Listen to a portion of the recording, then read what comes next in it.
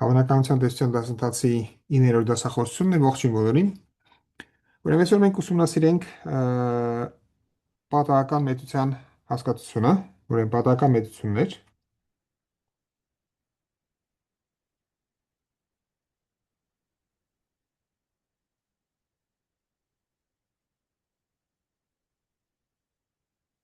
Ուրեմն ինչ է պատահական մեծությունը։ Իրականում մենք արդեն իսկ աշխատել ենք պատահական մեծությունների հետ, առանց ասելու, որ դրանք պատահական մեծությունն են։ Եկեք հիշենք ինչ արեցինք նախորդ անգամ։ Նախորդ անգամ մենք դիտարկում էինք Բեռնուլիի փորձը, այսինքն մենք n անգամ կրկնել էինք նույն փորձը ու ամեն անգամ նայում էինք, թե արդյոք ինչ-որ մի a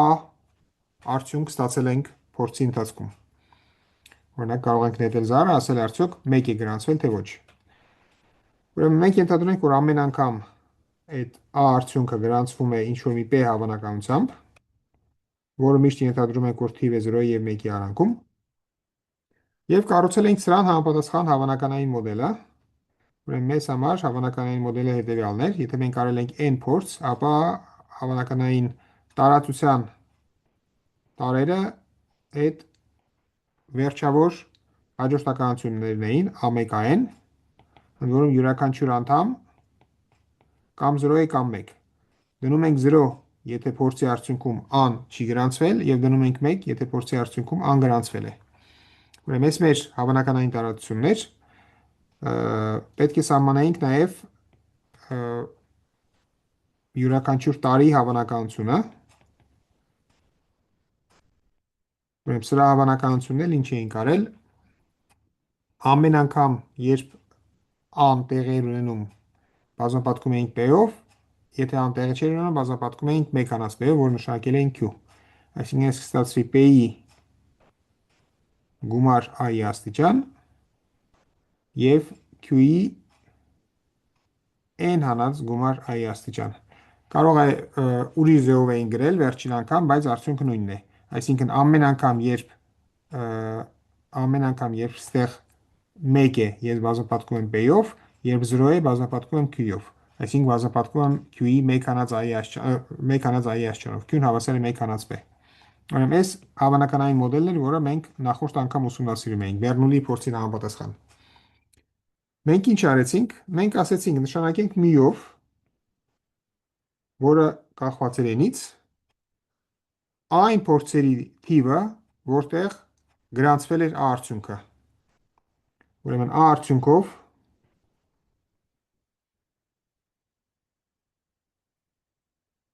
փորձերի թիվը։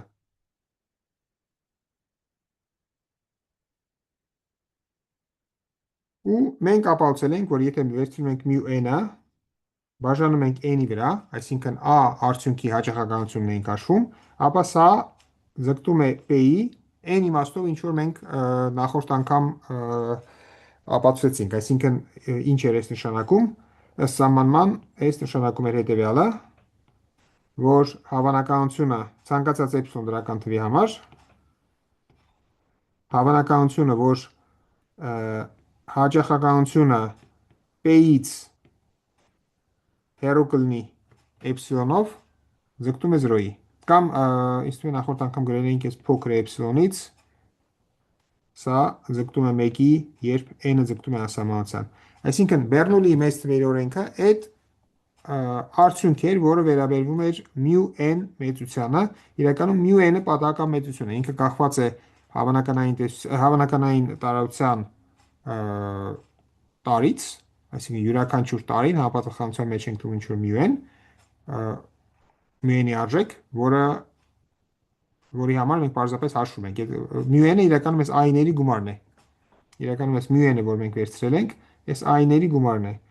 Ամեն անգամ, երբ a-ն գրանցվել է, i-ին հավասար է 1-ի, փոքր i-ին հավասար է 1-ի, ու եթե վերցնում ենք բոլոր i-ների գումարը, ապա ստանում ենք μn-ը։ μn-ը հենց արդեն պատահական մեծություն էր։ Ինքը կախված էր հավանականային տարածության անդամից։ Ուրեմն այսօր մենք ուսումնասիրենք պարզապես պատահական մեծության հասկացությունը եւ դրանց տարրական հատկությունները։ Ուրեմն սահմանում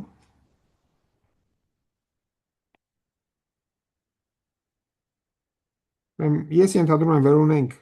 հավանականային տարածության կամ հավանականային տարածություն կամ հավանականային մոդել, այսինքն ունեմ վերջավոր բազմություն եւ հավանականություն այդ բազմության վրա։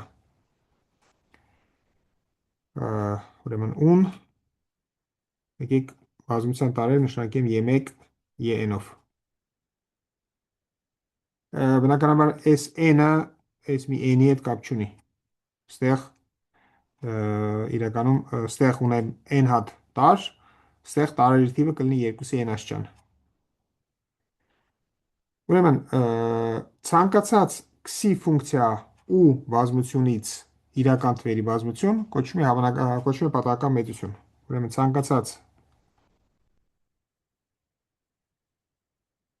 ցանկացած քսի ֆունկցիա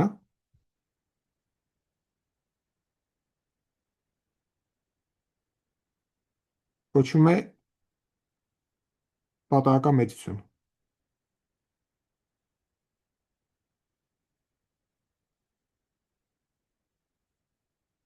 Անկիկ նույն տողին գրենք։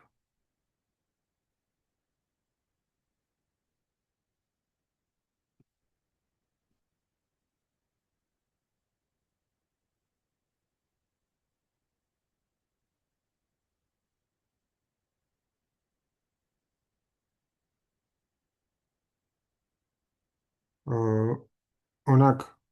այս նախորդ օրինակում Բեռնուլիի փորձում մեր պատահական մեծությունը ինքը որոշված էր ու տարածության վրա եւ յուրաքանչյուր տարին, ամեկային տարին,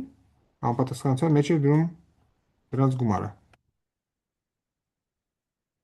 Ուրիշ օրինակներ կնայենք, եկեք եւս մի քանի սահմանում ներմուծենք, հետո սկսենք օրինակներ ուսումնասիրել։ Ուրեմն, ինչ կարելի անել պատահական մեծությունների հետ։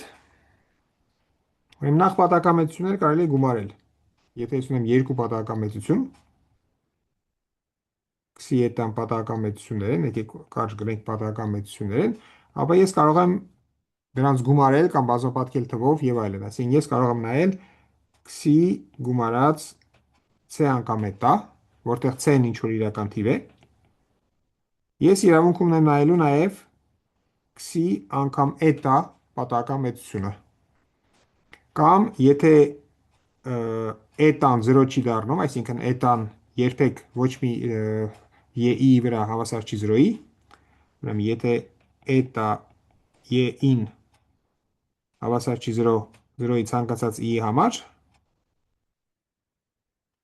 ապա ես իրավունք ունեմ նայելու նաև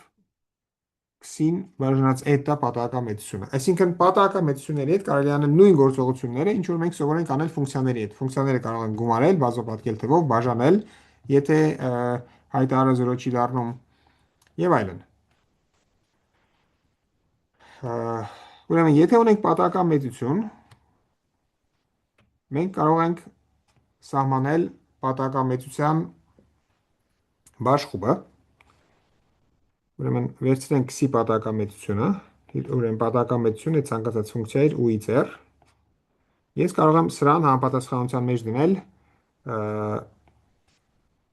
μ-ին, որը սրա բաշխումն է, քսիի բաշխումը։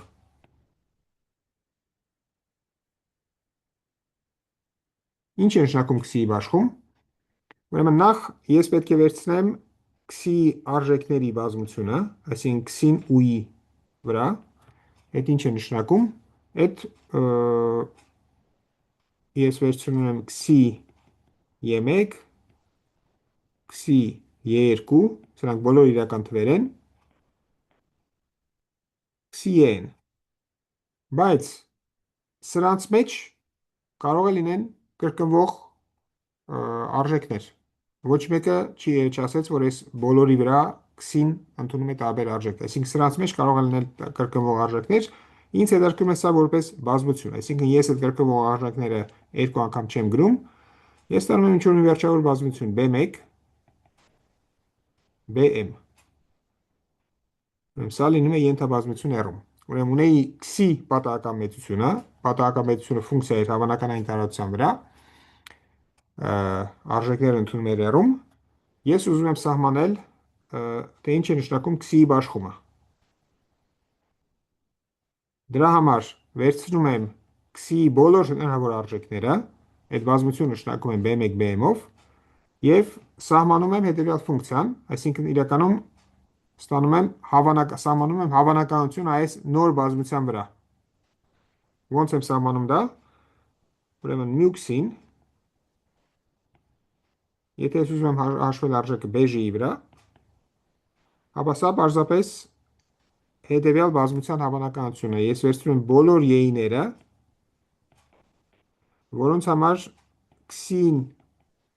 y-ի կետում հավասար է բեժի։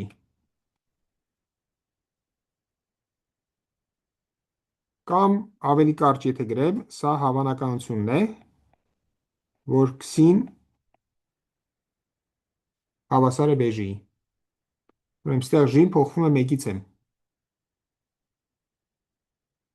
Այսինքն, եթե ես ունեմ պատահական մեծություն, կարող եմ սահմանել բաշխումը, որը հետևյալ ֆունկցիան է, կամ հավանականությունն է այս վերջավոր տարածության վրա։ Ոնց որ մենք ունեինք հավանականային տարածություն և հավանականություն, այսինքն վերջավոր տարածություն գումարած յուրաքանչյուր կետի համար ինչ որ դրական թիվ ունենց, որ գումարը հավասար է 1-ի, այդ նույն բանն է տեղի ունենում այս բազմության վրա։ Այս բազմության վրա ես սահմանում եմ ֆունկցիա, հավանականություն, հետևյալ ձևով. μx-ին բեժիում հավասար է այս պատահույթի հավանականությանը։ Այսինքն ես նայում եմ բոլոր y-ները, որոնց համար x-ի y-ին հավասար է բեժի ու հաշվում եմ դրա հավանականությունը, այսինքն վերցնում եմ գումարը։ Ուրեմն հիշենք, որ այստեղ ինչ որ գրած է, երևի ավելի ճիշտ է այսպես գրեմ, այս բազմության հավանականությունը, այս էլ հիշենք, որ հավասար է ըստ սահմանման հետևյալ մեծությանը, պարզապես այս գումարին, հավասար է գումար n y-երի համար, որտեղ x-ի y-ին հավասար է բեժի և վերցնում եմ p-y-ի։ Ուրեմն սա պատահական մեծության բաշխումն է։ Եկեք օրինակներ նայենք, ասենք երկու օրինակ նայենք։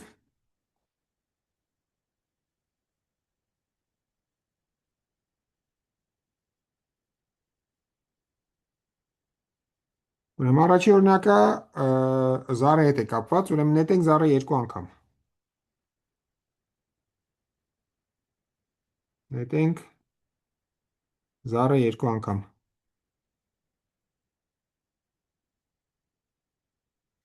Ուրեմն սրա համար մենք արդեն հավանականային մոդել կառուցել ենք։ Հավանականային մոդելը, այսինքն պետք է սահմանեմ բոլոր հնարավոր ելքերը, որոնք էլ ելքերը, այդ զույգերն են k և l, որոնք 1-ից 1-ի և 6-ի արանքում ընկած ամբողջ թվեր են։ Այսինքն այս հավանականային տարածություն ունի 36 տարր ու պայմանավորվել ենք, որ յուրաքանչյուր տարի հավանականությունը 1/36 է, այսինքն PKL-ը հավասար է 1 բաժանած 36, այսինքն յուրաքանչյուր արդյունքը, բոլոր արդյունքները գրանցվում են նույն հավանականությամբ, քանի որ կա 36 տարր,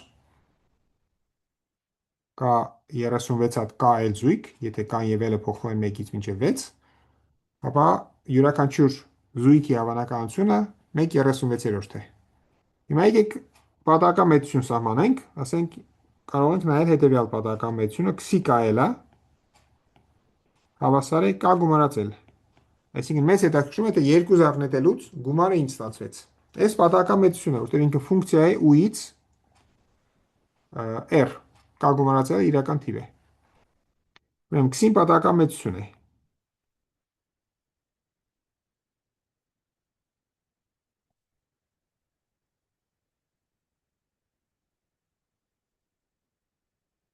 Քանի որ x-ին պատահական մեծություն է, ես իրավունք ունեմ հարցնելու, թե որն է x-ի բաշխումը։ Այսինքն շատ հաճախ, երբ մենք խոսում ենք ինչ-որ երևույթ ենք նկարագրում հավանականությունների տեսության միջոցով, մեզ իրականում չի հետաքրքրում այս հավանականային մոդելը չի հետաքրքրում, մեզ ավելի շատ հետաքրքրում է պատահական մեծությունների բաշխումը։ Այսինքն ինչ հավանականությամբ է գումարը ստացվում ինչ-որ մի թիվ։ Ուրեմն դրա համար ինչ պետք է անեինք։ Նախ պետք է գտնեինք x-ի պատահականմետության արժեքների բազմությունը։ Այդ դժվար չի անել։ Ուրեմն քսի ուն ինչ կարող է լինել, կան փոխվում է 1-ից 6, ելը փոխվում է 1-ից 6, գումարը կարող է լինել 2-ից մինչև 12 հատվածում ընկած ամբողջ թվերը։ Ուրեմն եկեք հաշվենք այս պատահականմետության բաշխումը, այսինքն ես պետք է հաշվեմ μ քսի, ասենք m-ը, որը հավանականությունն է, որ քսին հավասար է m-ի, երբ m-ը ցանկացած ամբողջ թիվ է 1-ից մինչև 12։ Ուրեմն առանձնապես տարբերակ չունենք, պետք է հերթով նստենք գրենք։ Այսինքն մի անգամ եկեք այս բանը անենք, մյուքսին 2 կետում ինչի հավասար։ Ինձ պետք է ես ուզում եմ իմանալ, թե որն է հավանականությունը, որ գումարը կլինի 2։ Դժվար չի հասկանալ, որ մենակ մի տարբերակ կա։ Ուրեմն որպեսզի սա հավասար լինի 2-ի, պետք է կան էլ 1 լինի, n-ն էլ 1 լինի։ Այս նույնն է ինչ որ p1-1-ը։ Սա էլ մենք գիտենք, որ 1/36 է։ Մյուքսի 3-ը ինչի հավասար։ Ես պետք է ուրեմն բացայի ձևով նկարագրում ենք, թե երբ է ստացվում 3, կարող է լինել առաջինը 2, մյուսը 1, կարող է լինել առաջինը 1, երկրորդը 2, այս էլ հավասար է 2/36, այսինքն 1/18։ Մյուքսին 4 կետում ինչի հավասար,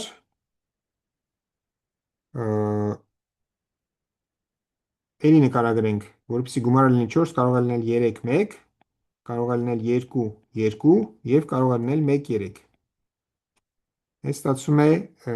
3/36, այսինքն 1/12։ Արդեն հասկանում ենք որն է օրինաչափությունը, կարող ենք միանգամից գրել մյու քսի 5-ը արդեն կլինի 4 անդամ, ստացվում է 4/36, այս էլ ստացվում է 1/9։ Մյուքսի 6-ը լինում է 5 անդամ, այսինքն ստացվում է 5/36։ Մյուքսի 7-ը որոնք են ուրեմն 6, 1 և այլն, այսինքն ստացվում է 6 անդամ, ստացվում է 6/36, այսինքն հավասար է 1/6։ 8-ից սկսած օրինաչափությունը մի քիչ փոխվում է։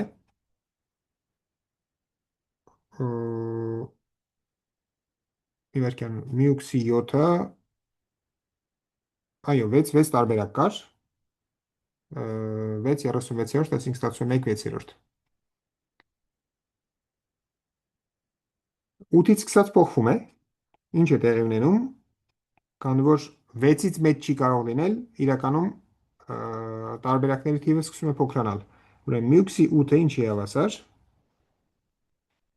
Ես պետք է հաշվեմ հետևյալ բազմության հավանականությանը, ուրեմն որպեսզի 8 ստացվի, առաջինը պետք է լինի գոնե 2, ուրեմն ստացվում է 2, 6,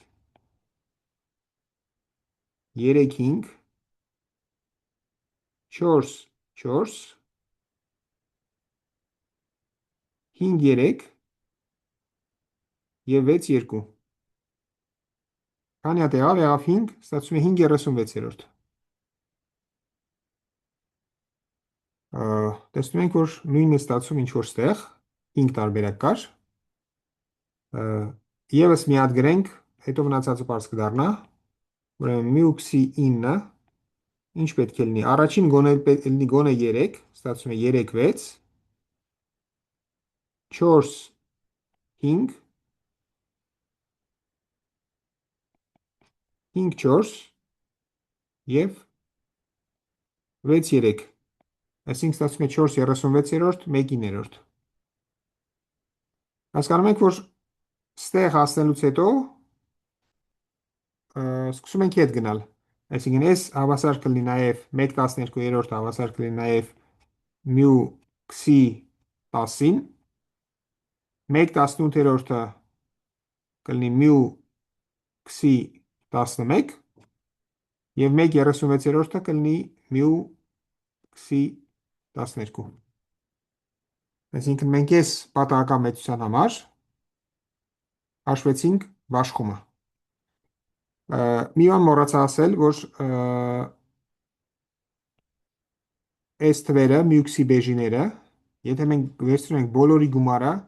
ապա պետք է ստացվի 1։ Մեկ է գրենք այդ փոքր լեմի տեսքով։ Լեմ,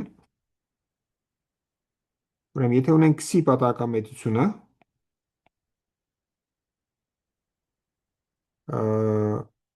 եւ ունենք մյուքսին դրա բաշխումը,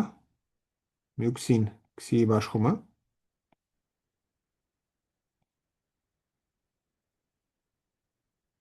ունենք քսի արժեքների բազմությունը, քսի ուն հավասար է B1 բեժի, ուրեմն եթե վերցնեմ բոլորի գումարը, գումար չէ, ոչ բեժի չէի նշանակել, m էի նշանակել, եկեք նույն նշանակումը վերցնենք, bm, եթե վերցնենք գումար ժին հավասար է 1-ից m մյու քսի բեժի, ապա ստանում եմ 1։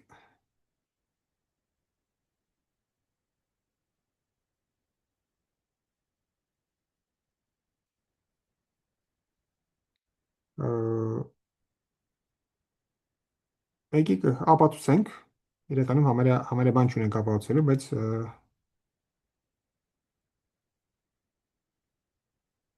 ապացույց, ուրեմն եկեք գրենք ես ինչի հավասար, գումար ժին հավասար է 1-ից m մյուքսի բեժի, բայց ով էր մյուքսի բեժին, այս հավանականությունն էր,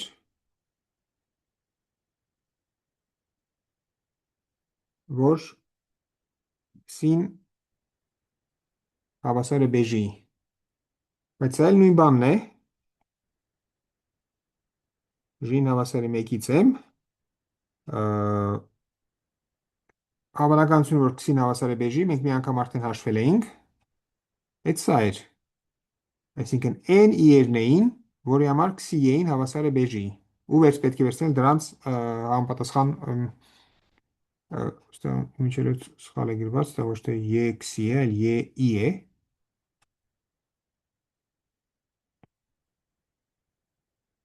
ուրեմն ինչ կստացվի գումար, ես պետք է վերցնեմ n իերը, 1-ից մինչև n մինչև կայքում ընկած, որոնց համար ճիշտ է հետևյալը, քսի E-ին հավասար է բեժի, ու պետք է վերցնել համապատասխան հավանականությունները, B, E-ի։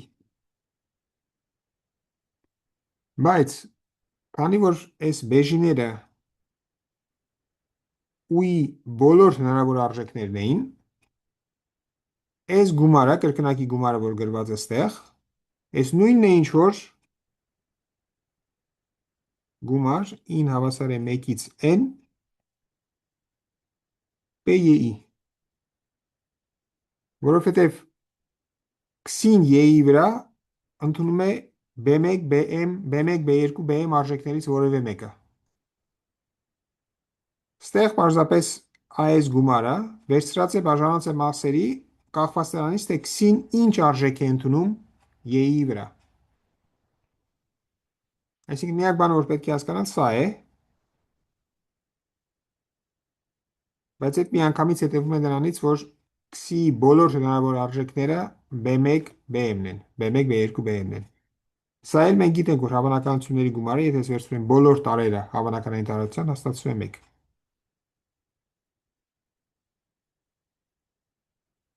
Սրանով ապացույցն ավարտվում է։ Այսինքն այս օրինակում, եթե մենք ամեն ինչ ճիշտ ենք հաշվել, հուսով եմ ճիշտ ենք հաշվել, առանց լրացուցիչ հաշվարկի մենք կարող ենք ասել, որ այս բոլոր թվերի գումարը հավասար է 1-ի։ Սա եւ այլն։ Այսինքն այս լեմից միանգամից մենք ստանում ենք հետևյալը, որ գումար, այս նախորդ օրինակում գումար J-ին հավասար է ինչից 2-ից 12 եւ հաշվում ենք μ-ի J-ին, սա հավասար է 1-ի։ Մյուքսիները բոլոր նրանք են, ովքեր ստեղ գրված է, ստեղ հաշվել ենք։ Ու սրանք։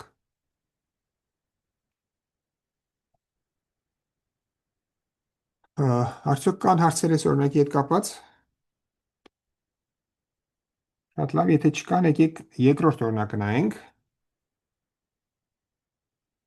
Ուրեմն երկրորդ օրինակը կապված է զառի հետ, դե մեր հիմնական օրինակներն են դրանք։ Ուրեմն նետենք զառը 10 անգամ։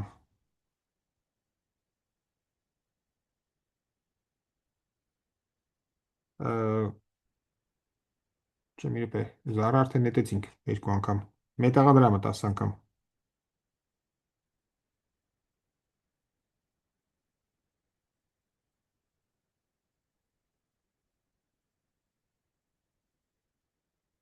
Ու նշանակենք քսիով գիր կողմով ընկած նետումների թիվը։ Ուրեմն գիր կողմով ընկած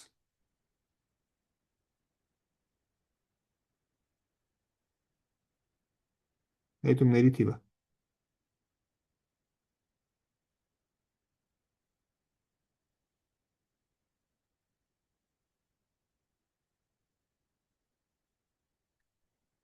Իրականում էս հենց Բեռնուլիի փորձ էր, պարզապես քսին էլ հենց այն պատահականություն է, որի համար մենք ինչ-որ բան էինք հաշվել։ Ուրեմն եկեք վերհիշենք, որն էր հավանականային տարածությունը, այսօր արդեն տեսել էինք, այդ ուրեմն A1 արդեն մասնավոր դեպք է A10 է, որտեղ A-ին կամ 1 է, կամ 0 է կամ 1։ Ենթադրում ենք, որ եթե գիր է, ապա գրում ենք 1, եթե գիր չի, գրում ենք 0։ Այդ դեպքում քսին A1 A10 տարի վրա հավասար կլինի պարզապես գումարին։ Գումար I-ին հավասար է 1-ից 10։ Սրա համար մենք արդեն բաշխումը հաշվել էինք, այդ առանց ասելու, որ այդ իր բաշխումն է։ Ուրեմն ինչ արժեքներ կարող են ընդունել քսին։ Քսին բնականաբար կարող է ընդունել ցանկացած արժեք 1-ից մինչև 10, 1, 2, չէ, 0-ից մինչև 10, որտեղ կարող է ոչ մի հատ չլինի։ Ուրեմն եկեք մենք պայմանավորվել ենք այս նշանակել 0, 10։ Այսինքն 0-ից մինչև 10 ընկած բոլոր ամբողջ թվերը։ Եկեք հաշվենք սրա բաշխումը, որը իրականում մենք արդեն իսկ հաշվել էինք։ Ուրեմն մենք պետք է հաշվենք μ-ի m-ը, որտեղ m-ը փոխվում է 0-ից 10։ Իրականում մենք այս նշանակել էինք PM,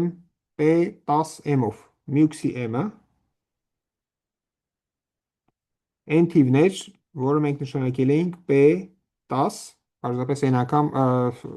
10 չէր գրված էր n, որտեղ n փորձ էինք արել, P10m, ուրեմն բնական է ենթադրել, որ գիր կողմը ընկնում է 1/2 հավանականությամբ, այսինքն մեզ մոտ p-ն հավասար է 2-ի, ինչ է ստացվում, ես պետք է հաշվեմ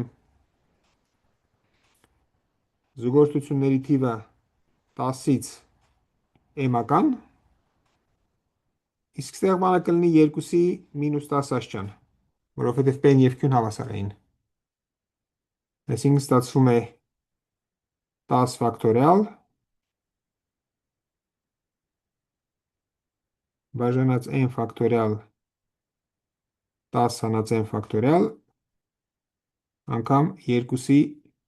մինուս 10 աստիճան։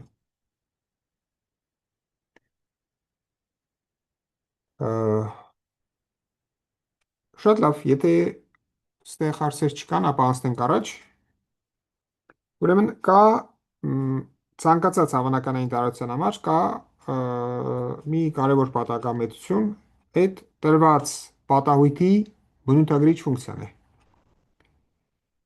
Ուրեմն վերցնում ենք ինչ-որ հավանականային տարածություն ու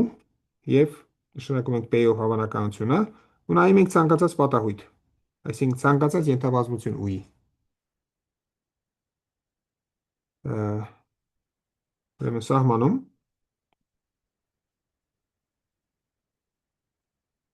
I-ի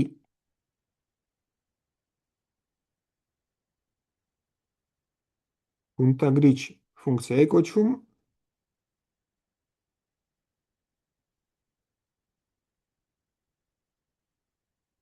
հետևյալ պատահական մեծությունը,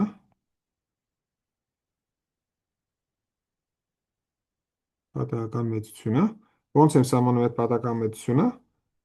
նախ նշանակումը 1a ու ասենք ինչ որ y տարի վրա, սա հավասար է 1-ի, եթե y-ն պատկանում է a-ին, և 0-ի, եթե y-ն չի պատկանում a-ին։ Այսինքն մի հատ եկեք հասկանանք ստեղ ինչ արեցինք։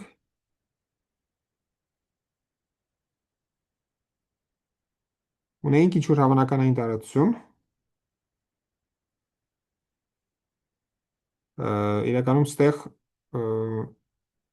ես պետք է պատկերացնեմ որպես մի քանի կետ, այս մեր ուներ, ու ի մեջ ունենք a պատահույթը։ Ուրեմն բնութագրիչ ֆունկցիան հավասար է 1-ի a-ի վրա և 0-ի a-ի լրացման վրա։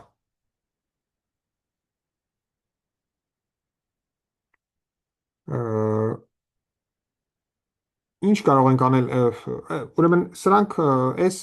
պատահական մեծություն է, քանի որ ֆունկցիա է հավանականային տարածության վրա։ Սրա համար եկեք ապացուցենք հետևյալ փոքր լեմը։ Ինչ է տեղի ունենում բնութագրիչ ֆունկցիաների հետ, եթե մենք ինչ որ գործողություններ ենք անում պատահույթների հետ։ Ուրեմն ցանկացած AB պատահույթների համար ճիշտ է հետևյալը, եթե վերցնում ենք a-ի բնութագրիչ ֆունկցիան, բազմապատկում ենք b-ի բնութագրիչ ֆունկցիայով, ապա ստանում ենք a հատուն b-ի բնութագրիչ ֆունկցիան։ Եթե վերցնում ենք a-ի լրացման բնութագրիչ ֆունկցիան, եթե ուզում ենք հաշվել a-ի լրացման բնութագրիչ ֆունկցիան, ապա կարող ենք վերցնել և 1-ից ֆունկցիա, որը նույնաբար հավասար է 1-ի, սրանից անենք a-ի բնութագրիչ ֆունկցիան։ Պատահույթների հետ կարող ենք նաև միավորում վերցնել, ուրեմն 1a միավորում b-ն, այսինքն a միավորում b-ի բնութագրիչ ֆունկցիան, հավասար է բնութագրիչ ֆունկցիաների գումար և հանած բնութագրիչ ֆունկցիայի հատման բնութագրիչ ֆունկցիան։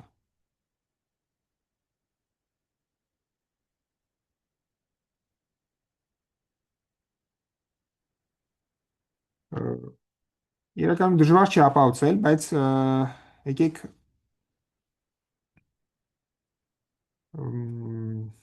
գոնե երկուս ապացուցենք ապացույց։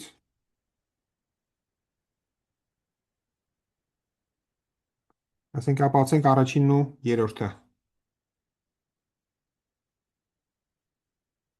Ուրեմն 1a անգամ 1b։ Եթե ես սա հաշվեմ ինչ որ մի եկետում,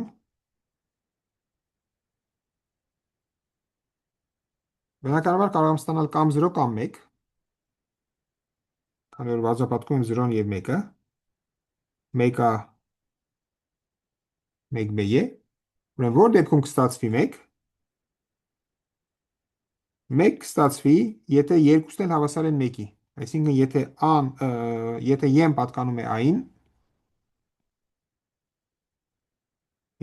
պատկանում է a-ին, և միաժամանակ y-ն պատկանում է b-ին,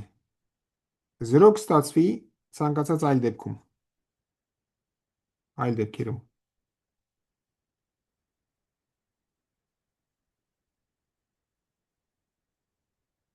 Դե ես էլ ստացվեց n, ինչ որ մենք անվանում ենք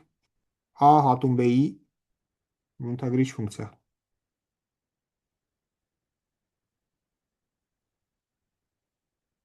Հուսով եմ ստեղ պարզ է ամեն ինչ։ Եկեք հաշվենք միավորման նյութագրիչ ֆունկցիան։ Ուրեմն ուզում եմ հաշվել 1 a միավորում b-ն։ Ուրեմն եթե ես հաշվեմ ինչ-որ մի եկետում, ես ինչի հավասար։ Սա հավասար է 1-ի, եթե y-ն պատկանում է a միավորում b-ին, և 0-ի, եթե y-ն չի պատկանում a միավորում b-ին։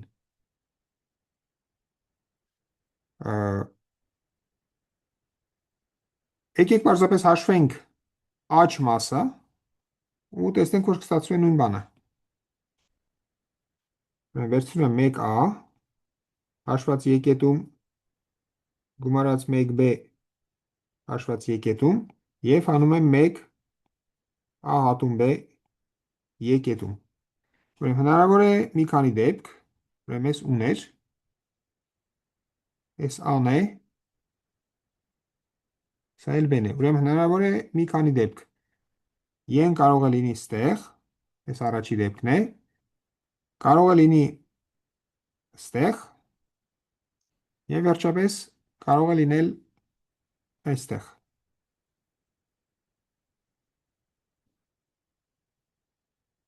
Ուրեմն եկեք գրենք այդ բոլոր դեպքերը։ Ուրեմն սա հավասար է։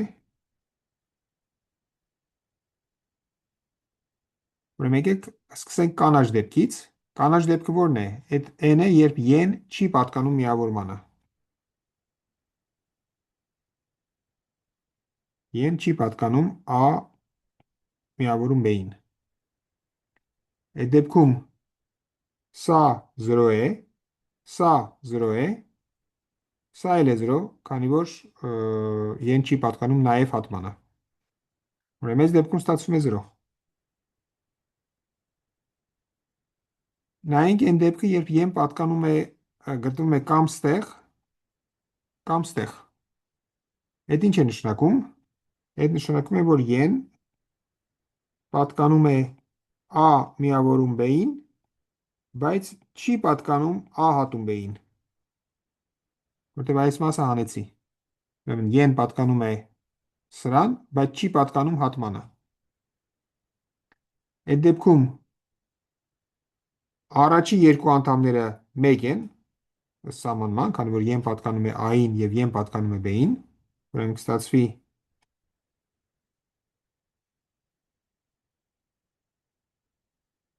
Պես ինչ եմ գրել ստեղ, ես պաստորեն այս հատկությունը սխալ է, ինչ որ գրել եմ։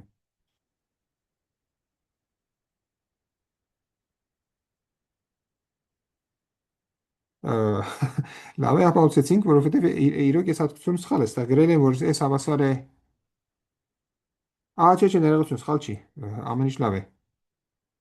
Ուրեմն եթե y-ն պատկանում է a միավորում b-ին ու չի պատկանում a հատում b-ին, ապա ինչ է նշանակում, որ y-ն պատկանում է կամ միայն a-ին, կամ միայն b-ին։ Եկեք հենց տենց էլ գրենք։ Ուրեմն y-ն պատկանում է միայն a-ին, կամ y-ն պատկանում է միայն b-ին։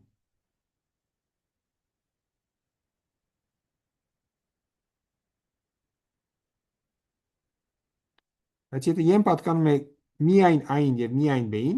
ապա այս երկու անդամներից մեկը 1 է, այսինքն կստացվի 1, գումարած 0, սա էլ կստացվի 0, քանի որ ինքը հատմանը չի պատկանում, ստացվում է հանած 0։ Այս էլ ստացվեց 1։ Եվ վերջապես երրորդ դեպքը, երբ y-ն պատկանում է հատմանը, a հատում b-ին, այդ դեպքում այս բոլոր անդամները ստացվում է 1, ստացվում է 1, գումարած 1 և հանած 1, այսինքն ստացվում է նորից 1։ Ուրեմն ինչ ստացանք, երբ y-ն չի պատկանում a միավորում b-ին, ստացել եմ 0, երբ y-ն պատկանում է այս երկու դեպքերը, սրան հակառակ դեպքն են, երբ y-ն պատկանում է a միավորում b-ին, այդ դեպքում երկու դեպքում ստացել եմ 1, այսինքն ստացել եմ նույն ֆունկցիան, ինչ որ գրված է ստեղ։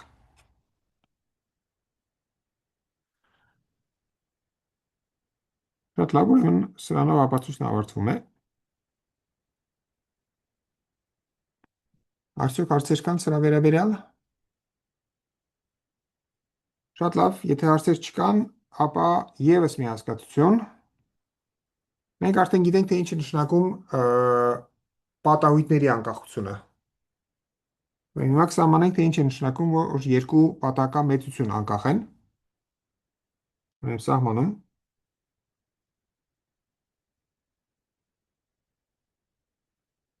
կասենք, որ քսին եւ էտան անկախ են,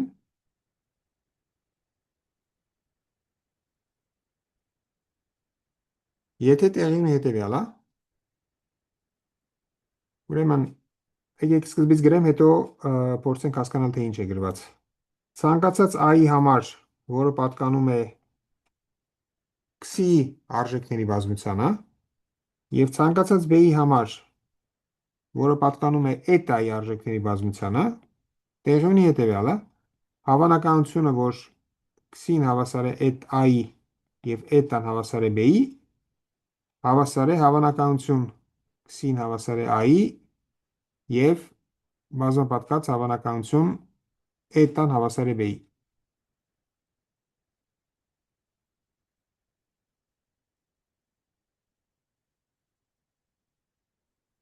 Ուրեմն կասենք, որ երկու պատահական մեծություն անկախ են, եթե տեղի ունի հետեւյալը. ցանկացած a եւ b արժեքների համար, որտեղ a-ն քսի արժեքների տիրույթից է, b-ն էտայի արժեքների տիրույթից է, հավանականությունը, որ քսին հավասար է i-ի, էտան հավասար է b-ի, նույնն է, ինչ որ համապատասխան հավանականությունների արտադրյալը։ Ուրեմն այս դեպքում ասում ենք, որ քսի եւ էտա պատահական մեծություններն անկախ են։ Եկեք օրինակներ նայենք անկախ պատահական մեծությունների։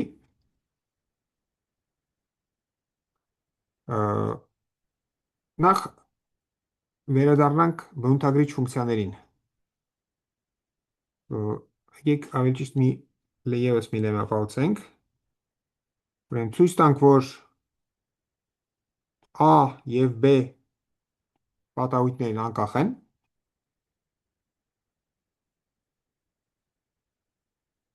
Այն եւ միայն այն դեպքում,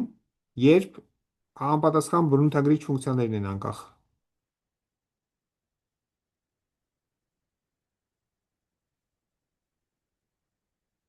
Ուրեմն ես պատահույթների համար արդեն գիտեմ ինչ է նշանակում անկախությունը։ Հիմա կվերհիշենք։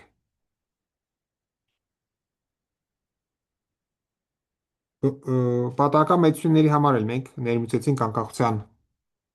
հասկացությունը։ Պնդում է այն է, որ իրականում դրանք, եթե վերցնենք պատահույթներ եւ դրանց բնութագրիչ ֆունկցիաները, ապա այդ երկու հասկացությունները նույն արդյունքն են տալիս։ Այսինքն a-ն եւ b-ն անկախ են, այն եւ միայն այն դեպքում, երբ համապատասխան բնութագրիչ ֆունկցիաներն են անկախ։ Եկեք արագ ապացուցենք, ապացույց։ Ուրեմն ինչ է նշանակում, որ a-ն եւ b-ն անկախ են։ Այդ նշանակում է, որ հատման հավանականությունը հավասար է հավանականությունների արտադրյալին։ Հիմա մենք պետք է ցույց տանք, որ սա նույնն է, ինչ որ այս հատկությունը, բայց բնութագրիչ ֆունկցիաների համար։ Եկեք գրենք այդ հատկությունը, ուրեմն ես պետք է ցույց տամ իրականում հետեւյալը, որ հավանականությունը բոլոր հնարավոր կոմբինացիաները պետք է վերցնեմ։ 1-ան հավասար է 1-ի, 1b-ն հավասար է 1-ի, նույնն է, որ 1-ան հավասար է 1-ի եւ հավանականություն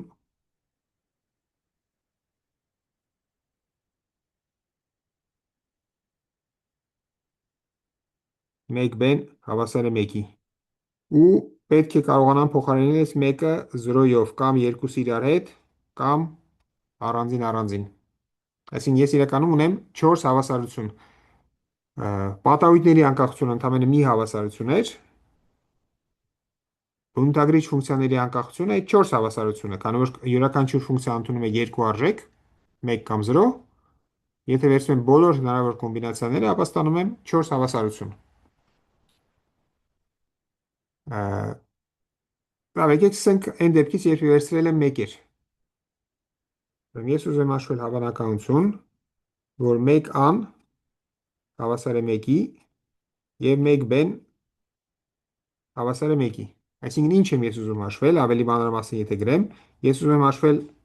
բոլոր, ես պետք է վերցնեմ բոլոր e կետերը իմ հավանականային տարածությունից, այնպես որ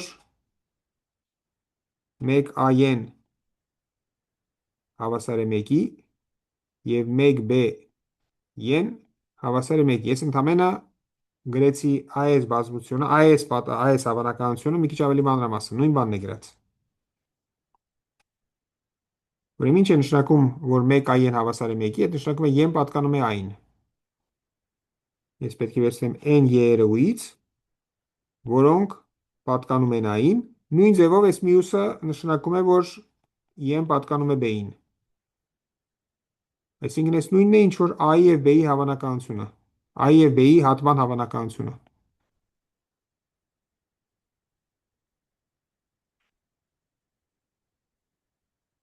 Հիմա հաշվենք սրա աջ մասը, բայց աջ մասում համարյա հաշվելու բան չկա, քանի որ հավանականություն 1a-ն հավասար է 1-ի և հավանականություն 1b-ն հավասար է 1-ի, այս նույնն է, որ հավանականություն a անգամ հավանականություն b։ Այսինքն, եթե ունեմ սա, ապա ունեմ այս հավասարությունը, երբ բոլոր տեղերը վերցրած է 1։ Եվ հակառակը, եթե ունեմ այս հավասարությունը, երբ բոլոր տեղերը վերցրած է 1, ապա ունեմ նաև սա։ Այսինքն մենք արդեն ցույց տվեցինք, որ եթե 1a և 1b-ն անկախ են, ապա այս երկուսը անկախ են, և ցույց տվեցինք, որ եթե a և b-ն անկախ են, ապա այս 4 հավասարություններից առաջինը տեղի ունի։ Հիմա եկեք հասկանանք, թե ինչի մյուսները տեղի ունեն։ Եկեք գրենք, ստացվում է հավանականություն, եկեք վերցնենք օրինակ առաջինը a-ի համար վերցնենք 1, b-ի համար վերցնենք 0։ Ստացվի 1a-ն հավասար է 1-ի, 1b-ն հավասար է 0-ի։ Այսինքն ես պետք է վերցնեմ հավանականությունը հետևյալ բազմության n y-երը ու-ից, որոնք պատկանում են a-ին և միաժամանակ չեն պատկանում b-ին, այսինքն n պետք է լինի b-ի լրացման մեջ։ Այսինքն ես ստեղ ստանում եմ հավանականություն a և b-ի լրացում։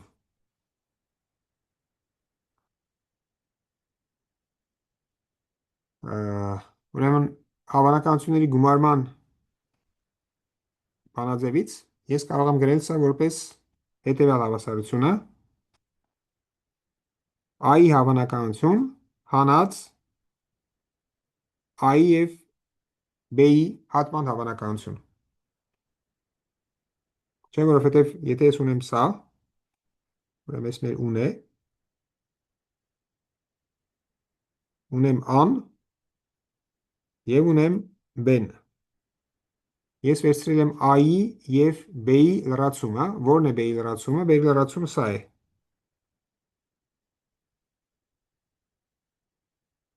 Այսինքն ամեն ինչ բացի այս մասից։ Ամեն ինչ բացի այսքանից։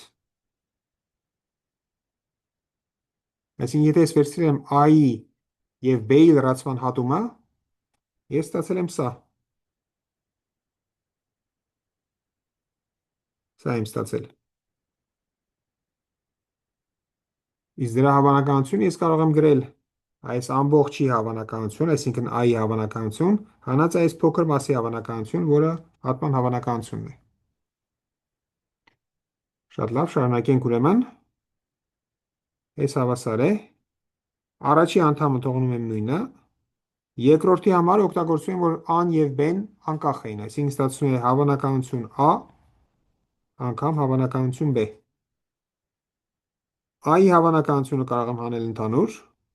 ստացվում է 1 հանած b-ի հավանականություն,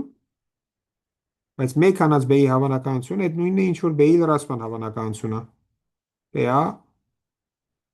B B-ի լրացում։ Մենք էս չէինք ուզում ստանալ, մենք ուզում էինք ստանալ այսա,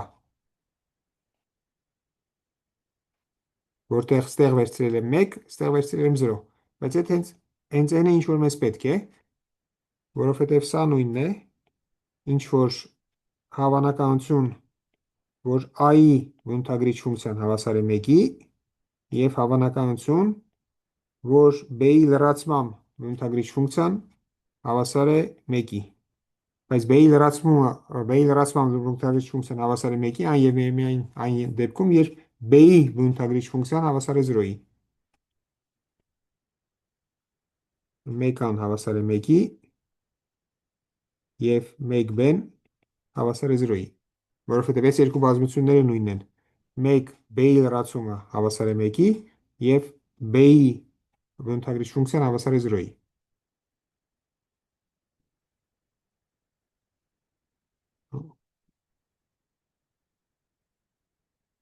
Սա b-ն է, սա 0։ Ուրեմն ես տալիս է այս հավասարությունը, երբ ստեղ վերցրել եմ 1, ստեղ վերցրել եմ 0, մնացած բոլոր դեպքերը արվում են նույն ձևով։ Եկեք փորձենք ինքնուրույն այս բանը դուրս բերել, բոլոր մտահղացումները ստեղ են, այսինքն ոչ մի նոր բան պետք չի օգտագործել։ Մի դեպքը լրիվ ակնհայտ է, քանի որ ոչ մի տարբերություն չկա a-ի եւ b-ի մեջ, կարող եմ ստեղ վերցրել 1, ստեղ վերցնել 0, նույն բանը կստացվի, մնում է նայել իրականում այն դեպքը, երբ երկուսն էլ վերցրած են 0։ Դա առաջարկում եմ ինքնուրույն անել։ Սրանով ապացույցն ավարտվում է։ Եկեք հիմա օրինակներ նայենք անկախ պատահական մեծությունների։ Ուրեմն օրինակներ։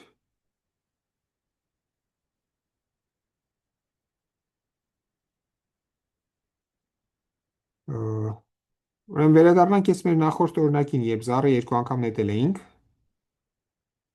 Ուրեմն նետենք զառը երկու անգամ։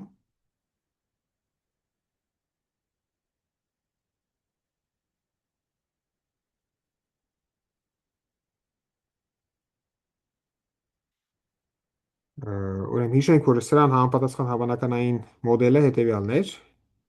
Ես վերցնում եմ KL զույգերը, որտեղ K-ն եւ L-ը ամբողջ թվեր են 1-ի եւ 6-ի մեջ ընկած,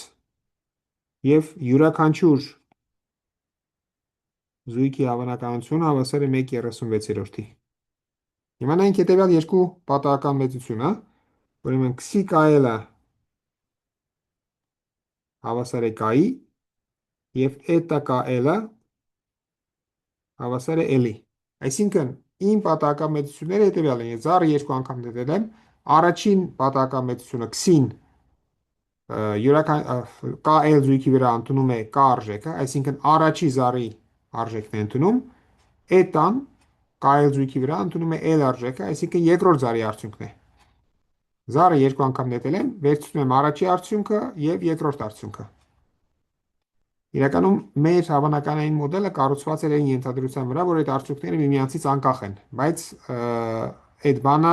մենք ուրիշ ձևով էինք ասել։ Մենք գրել էինք բոլոր հնարավոր արդյունքները ու ասել էինք, որ դրանք ունեն նույն հավանականությունը։ Այդպես ստացվել էր մեր հավանականային մոդելը։ Հիմա ուզում ենք հասկանանք, արդյոք այս հավանականային մոդելը իրոք բնութագրում է անկախությունը, իրոք ասում է, որ զառերը նետումները միմյանցից անկախ են եղել, ցույց տանք, որ իրոք սրանք միմյանցից անկախ են։ Այսինքն ինչ պետք է ցույց տամ։ Ես պետք է վերցնեմ ցանկացած երկու արժեք, պետք է ցույց տամ, որ ցանկացած KL-ի համար, ուրեմն ցույց տանք, որ քսին եւ էտան անկախ են։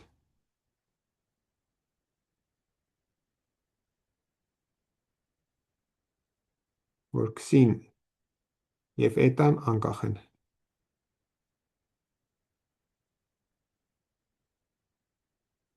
Ուրեմն ոնց կարող ենք անել։ Պետք է վերցնենք ցանկացած K եւ L արժեքներ, որոնք գտնվում են 1-ից մինչև 6 միջակայքում, ամբողջ թվերի եւ հաշվենք հետեւյալ երկու արտահայտությունները, այսինքն պետք է ցույց տանք, որ հավանականություն, որ x-ին հավասար է k-ի եւ e-տան հավասար է l-ի, այդ նույնն է, որ հավանականություն x-ին հավասար է k-ի անգամ հավանականություն e-տան հավասար է l-ի։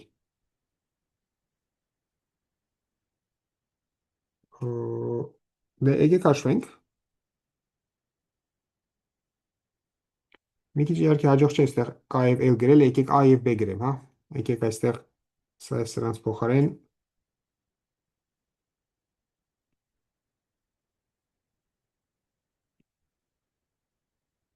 a եւ b գրեմ, որ լինի n ինչ որ գրված էր սահմանման մեջ, այսինքն ցանկացած a եւ b թվերի համար հավանականությունը, որ x-ին հավասար է a-ի, e-տան հավասար է b-ի, նույնն է, որ հավանականություն x-ին հավասար է a-ի եւ հավանականություն e-տան հավասար է b-ի։ Այսինքն ես ինչ եմ ուզում հաշվել, եկեք գրենք ձախ մասը ինչի հավասար։ Ես պետք է հաշվեմ բոլոր n k-l, վերցնեմ բոլոր n k-l զույգերը, որոնց համար xi k-l-ը հավասար է a-ի եւ eta k-l-ը հավասար է b-ի։ Բայց սա ինչ էր։ Այս նշանակում է, որ xi k-l-ը իրականում հենց k-ն է, ճիշտ է։ Սա k-ն է,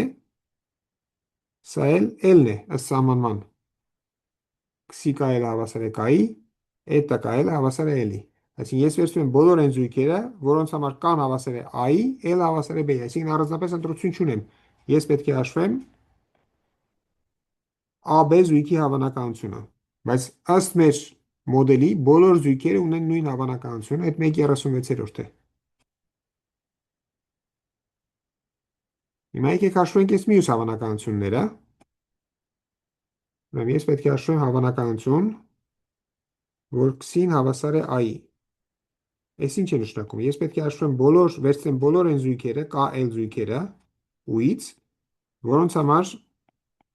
xi k-l-ը հավասար է a-ի, բայց այս ինչ է նշանակում, որ ես պետք է վերցնեմ բոլոր այն զույգերը, որոնց առաջի կոորդինատը, այսինքն xi k-l-ը հավասար է k-ի, այսինքն k-ն պետք է հավասար լինի a-ի։ Այսինքն ես պետք է վերցնեմ a-l զույգերը, որտեղ l-ը կարող է լինել ցանկացած թիվ 1-ի եւ 6-ի արանքում։ Քանի այս տեսակ զույգ է 6,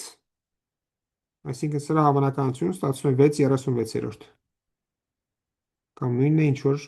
1/6, ոնց որ մենք կարող ենք ենթադրել, եթե երկու անգամ զառ ենք նետում, եթե մենք ուզում ենք որոշել, թե որն է հավանականությունը, որ առաջինը կստացվի ինչ որ կոնկրետ թիվ, 1/6, քանի որ կա 6 հնարավոր արդյունք։ Նույն ձևով հավանականություն, որ e-տան հավասար է b-ի, l-ի հավասար է 1/6-ի, այս երկու 1/6-ները, որ բազմապատկում ենք միմյանցով, ստանում ենք 1/36, այսինքն ճիշտ է այս հավասարությունը։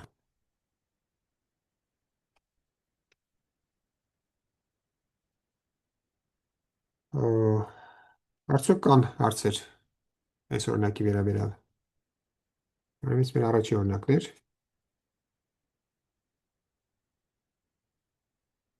Եկեք արագ նայենք երկրորդ օրինակը, այս կապված է պատահական թվերի պատահական ընտրության հետ։ Ուրեմն նայենք պարզապես մոդելը։ Ուրեմն մեր հավանականային տարածությունը հետևյալն է։ Ես վերցնում եմ k անգամ 10-ի մինուս n աստիճան, որտեղ k-ն փոխվում է 0-ից մինչև 10-ի n աստիճան հանած 1։ Այսինքն, ուրիշ խոսքերով ասած, ես վերցնում եմ բոլոր ռացիոնալ թվերը, բոլոր կոտորակները 10-ի n աստիճան հայտարարով,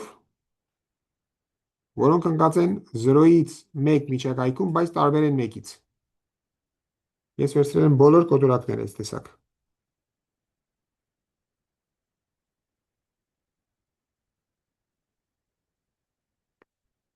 Այսինքն, ուրիշ կերպ ասած, ես վերցրել եմ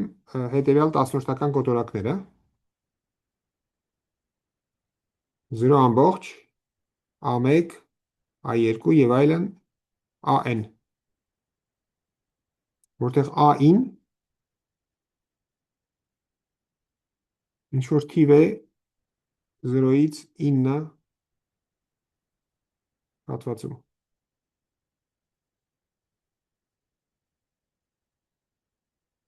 Այսինքն իրականում այս նույն բանն է, որ ասեի վերցնում ենք մեր հավանականային տարածությունը այս վերջավոր հաջորդականություններն A1 AN, որտեղ A-ին փոխվում է 0-ից 9 հատվածում։ Եկեք այս հաջորդականությունը նշանակենք I-ով։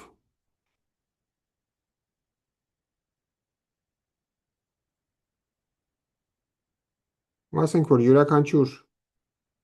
I-ի հավանականությունը հավասար է 10-ի մինուս n աստիճան։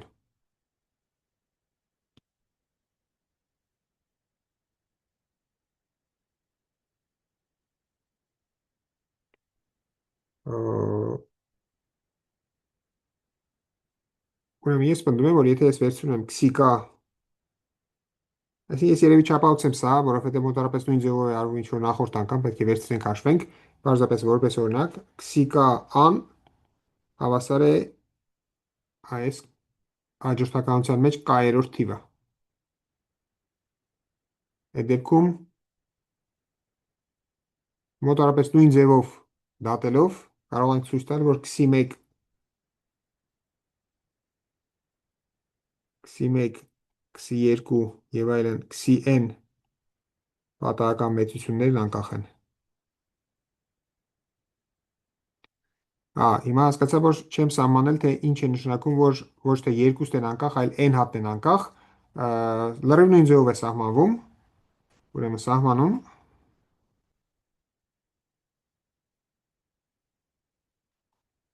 եթե ունեմ քսի 1, քսի n պատահական մեծություններ, ապա կասեմ, որ դրանք անկախ են։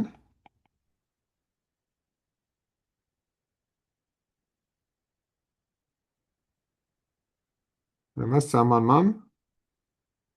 այս նշանակում է հետևյալը, որ եթե վերցնեմ ցանկացած A1, որը պատկանում է քսի 1-ի արժեքների տիրույթին, A2, որը պատկանում է քսի 2-ի արժեքների տիրույթին եւ այլն, AN, որը պատկանում է քսի n-ի արժեքների տիրույթին, ապա հավանականությունը, որ քսի 1-ը հավասար կլինի A1-ի եւ այլն քսի n-ը հավասար է AN-ի, նույնն է ինչ որ համապատասխան հավանականությունների արտադրյալը։ J-ն հավասար է 1-ից n, հավանականություն, որ քսի J-ն հավասար է AJ-ի։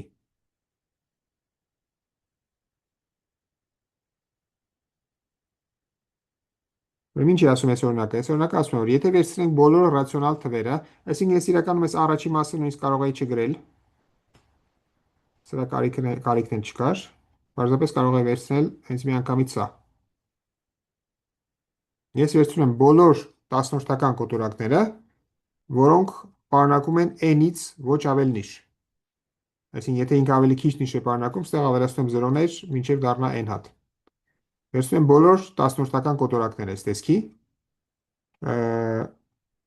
Այդ իմ հավանականային տարածությունն է։ Քանի հատ այս տեսակ կա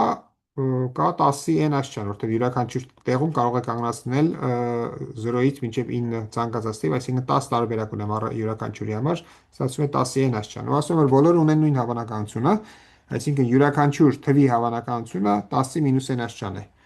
Ու նայում եմ քսիկան, պատահական մեծություն, ինչ է անում այս պատահական մեծությունը, այս հաջորդականությանը համապատասխանության մեջ է դնում k-երորդ անդամը։ Մենք ստանում ենք պատահական մեծություն այս հավանականային տարածության վրա։ Չեմ ուզում հիմա դրա վրա ժամանակ կորցնել, մեզ համար առանձնապես կարևոր չի այս օրինակը, բայց հեշտ է ցույց տալ, որ այս պատահական մեծությունները անկախ են։ Այսինքն ցանկացած արժեքների համար, A1, A2, AN արժեքների համար, հավանականությունը, որ քսիկան հավասար կլինի AK-ի, հավասար է համապատասխան հավանականությունների արտադրյալին։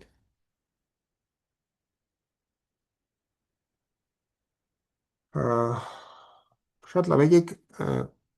ուրեմն այսօրվա տնային աշխատանքի մեջ 5 խնդիր է, եկեք դրանցից մեկը վերլուծենք։ Ուրեմն խնդիր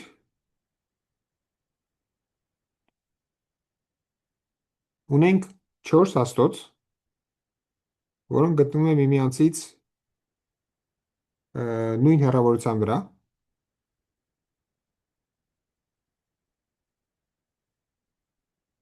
1, 2, 3 և 4 հեռավորությունները A են։ Ուրեմն ինչ որ մեկը սպասարկում է այս հաստոցները։ Ուրեմն նախ ինքը պատահական ձևով ընտրում է այս հաստոցներից մեկը, այսինքն հավանականությունը, որ կընտրի մեկը 1/4 է, երկրորդը 1/4 եւ այլն։ Եվ հետո անում է հետեւյալը, պատահական ձևով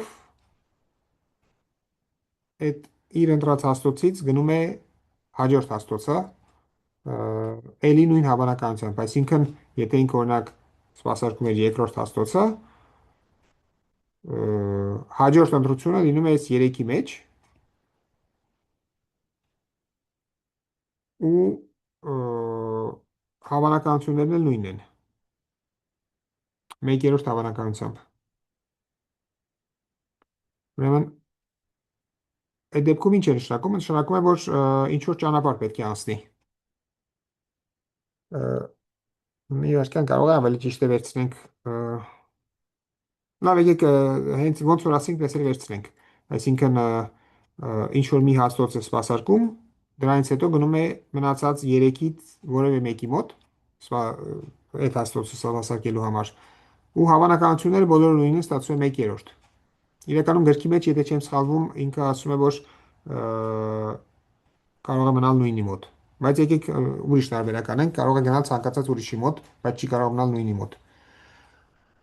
Ուրեմն նշանակենք քսիով անցած ճանապարհը։ Ուրեմն սպասարկողի անցած ճանապարհը։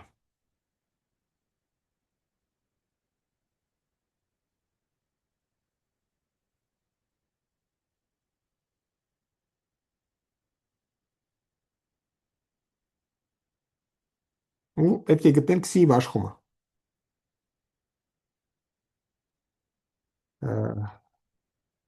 Պետք է հաշվել մյուքսին։ Ուրեմն ինչ տարբերակներ ունենք։ Եկեք սկզբից ենթադրենք, որ ինքը առաջի հաստոցի մոտ էր ու հաշվենք քսի իշխումը։ Ինչ արժեքներ կարող է ընդունել քսին։ Քսին կարող է ընդունել A, 2A և 3A արժեքները։ Այսինքն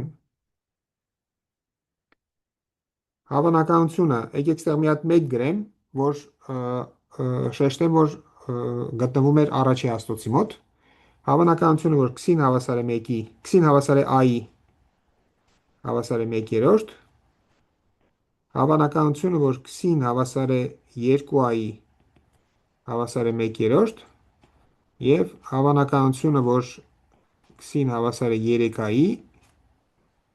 հավասար է էլի 1/3։ Այսինքն 1/3 հավանականությամբ ինքը գնում է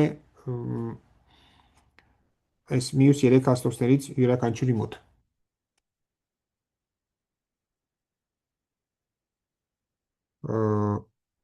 Հիմա նույն բանը պետք է անել մնացածների համար։ Եթե երկրորդի մոտ է, հավանականությունը, որ քսին հավասար է A-ի, ինչ է նշանակում։ Ինքը կամ գնացել է ստեղ, կամ գնացել է ստեղ։ Այսինքն այդ երկու դեպք է լինում 3-ից, ստացվում է 2/3 և հավանականությունը երկրորդի մոտ գտնվելից, որ քսին հավասար է 2A-ի, ստացվում է 1/3։ Երբ 3-ի մոտ է գտնվում, էլի նույն բաշխումն է ստացվում։ Հավանականությունը, որ քսին հավասար է A-ի, հավասար է 2/3, տեսեք, եթե երրորդի մոտ էր, ապա կամ կարող է ստեղ գնալ, կամ կարող է ստեղ գնալ, որ անցած ճանապարհը ստացվի A, երբ հավանականությունը, որ քսին հավասար է 2A-ի, հավասար է 1/3։ Եվ չորրորդի համար ստացվում է նույն բաշխում ինչ որ ստեղ։ Այսինքն բոլոր հեռավորությունները ստացվում են 1/3 հավանականությամբ։ Ուրեմն հավանականությունը, որ չորրորդից x-ին հավասար է a, նույնն է, որ հավանականությունը x-ին հավասար է 2a, եւ սա էլ նույնն է, հավանականությունը x-ին հավասար է 3a։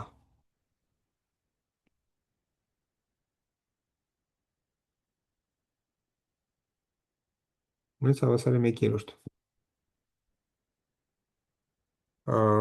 Այսինքն այս հաշվեցինք հավանականություն քսի բաշխումները, երբ ենթադրել ենք, որ ինքը աշխատում էր առաջինի, երկրորդի, երրորդի կամ չորրորդի մոտ։ Հիմա պետք է ինչ անենք, պետք է փորձենք գումարենք այս հավանականությունները, հաշվի առնելով, որ 1/4 հավանականությամբ ինքը առաջինի մոտ է, 1/4 հավանականությամբ երկրորդի, երրորդի եւ չորրորդի։ Դե եկեք հաշվենք, ուրեմն հավանականությունը, որ քսին հավասար է i, ինչի հավասար։ Ուրեմն 1/4 հավանականությամբ ինքը այս հաստոցներից յուրաքանչյուրի մոտ է, այսինքն վերցնում ենք 1/4, պետք է վերցնեմ, որ առաջինի մոտ է եղել եւ գնացել է a հեռավորություն, հետո 1/4 երկրորդի մոտ է եղել, գնացել է a հեռավորություն, գումարած 1/4 երրորդի մոտ է եղել, գնացել է a հեռավորություն եւ 1/4 չորրորդի մոտ է եղել, գնացել է a հեռավորություն։ Այսինքն ստացվում է 1/4, պետք է գումարենք համապատասխան հավանականությունները։ Առաջինի դեպքում այդ 1/3 էր, երկրորդի դեպքում 2/3 էր, երրորդի դեպքում էլ էր 2/3 եւ չորրորդի դեպքում էլի 1/3 էր։ Ուրեմն ինչ կստացվի, ստեղ ստացվում է կարծես թե 2, չէ, 1 գումարած 2 գումարած 2 ստացվում է 6, 6/3, այսինքն 2, այսինքն ստացվում է 1/2։ Ուրեմն այս հավանականությունը, որ ճանապարհը կլինի a, հիմա հաշվենք հավանականությունը, որ ճանապարհը կլինի 2a։ Էլի նույն բանը պետք է անեմ, 1/4 հավանականությամբ ինքը առաջինի մոտ էր, b1 x-ին հավասար է 2a եւ այլն, եկեք չգրեմ, բոլորի դեպքում պետք է հաշվեմ 2a։ Այսինքն ինչ է ստացվում, ստացվում է 1/4 անգամ, ուրեմն որ դեպքում է ստացվում 2a, 1/3 հավանականությամբ ստացվում է 2a առաջինի համար,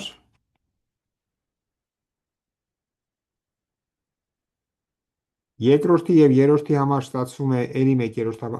բոլորի համար ստացվում է 1/3, այսինքն 4 հատ 1/3։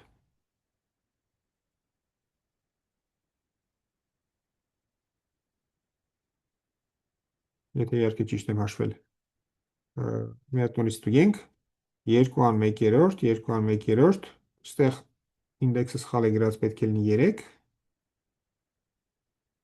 բայց էլի 1/3, ու չորրորդի համար էլ 1/3, ուրեմն ստացվեց 1/3 հավանականություն։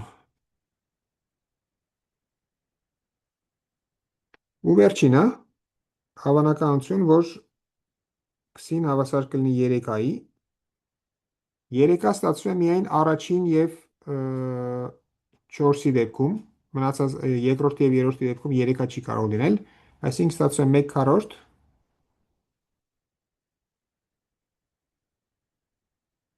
անգամ 2 հատ 1/3, այսինքն անգամ 2/3։ Այսինքն ինչ է ստացվում, ստացվում է 1/6։ Մի հատ եկեք ստուգենք, տեսնենք ինչ ստացվեց։ Ուրեմն հավանականությունը, որ x-ին հավասար է a-ի, հավասար է 1/2, հավանականությունը, որ x-ին հավասար է 2a-ի, հավասար է 1/3 եւ 3a-ի հավասար է 1/6։ Գումարում ենք, իրոք 1/2 գումարած 1/3 գումարած 1/6 հավասար է 1-ի, այսինքն երևի թե ամեն ինչ ճիշտ ենք հաշվել։ Ուրեմն գրքի մեջ խնդիրը ուրիշ ձևով է դրված, կարող է մնալ նույն հաստոցի մոտ, այդ դեպքում ինչ որ հավանականությամբ x-ին հավասար է լինելու 0-ի, ուրեմն պետք է հաշվել այդ դեպքում անցած ճանապարհի բաշխումը։ Ա, Շատ լավ, ինձ թվում է սրանով այսօր ավարտենք։ Արդյոք կան հարցեր։ Դե, եթե հարցեր չկան, ապա այսօր այսքանը, ստեսություն բոլորին։ Հիշեցնեմ, որ հաջորդ հանդիպումը կլինի ուրբաթ օրը ժամը 11-ին։ Ստեսություն բոլորին։